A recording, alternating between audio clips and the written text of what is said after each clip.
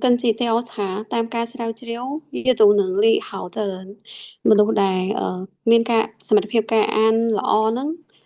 不但容易找到工作มันเติมแต่ngayក្នុងការរកការងារធ្វើទេ而且工资也比较高ម្យ៉ាងទៀតម្យ៉ាងទៀតប្រាក់ខែក៏ខ្ពស់ដែរ怎么才能有效提高自己的阅读能力呢តើធ្វើដូចម្តេចទើបអាចបង្កើនចំណេះដឹងការអានរបស់ខ្លួនឯងនឹងឲ្យមានប្រសិទ្ធភាព做读书笔记就是其中一种好方法ការធ្វើកំណត់ត្រាការអានហ្នឹងគឺជាមធ្យោបាយមួយប្រភេទដែលក្នុងចំណោមមធ្យោបាយមួយប្រភេទដែលល្អ读书笔记有很多种កំណត់ត្រាការអានហ្នឹងគឺមានច្រើនប្រភេទ最简单的就是把自己喜欢或者觉得有用的词语和句子记下来សាមញ្ញបំផុតនោះគឺយកអ្វីដែលខ្លួនឯងចូលចិត្តឬក៏គិតថាវា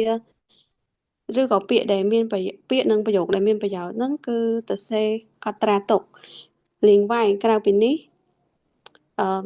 在看完一篇文章或一本书之后នៅក្រៅពេលដែលអាននៅក្រៅពេលដែលមើលចប់សៀវភៅមើលចប់មួយអត្ថបទឬក៏សៀវភៅមួយក្បាលហ្នឹង还可能把字还可能把它的主要内容和自己的想法写下来គឺអាចយកអត្ថន័យសំខាន់ឬក៏អឺ 想法ការគិតរបស់ខ្លួនឯងហ្នឹងគឺសរសេរចេញមកកំណត់តខ្លួនហ្នឹងសរសេរចេញមក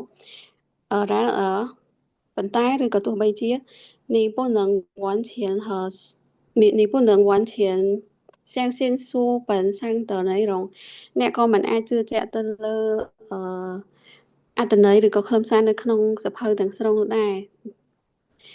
要有自己的看法和判断ត្រូវមានការវិនិច្ឆ័យឬកំណត់ផ្ទាល់ខ្លួន坚持做读书笔记បន្តការអានបន្តការធ្វើការកំណត់ត្រាការអាន对提高阅读能力有很大的帮助គឺវាអាចជំនួយយ៉ាងខ្លាំងទៅលើការសមត្ថភាពការអានរបស់យើងរបស់សមត្ថភាពការអាន好了老师好，谢谢。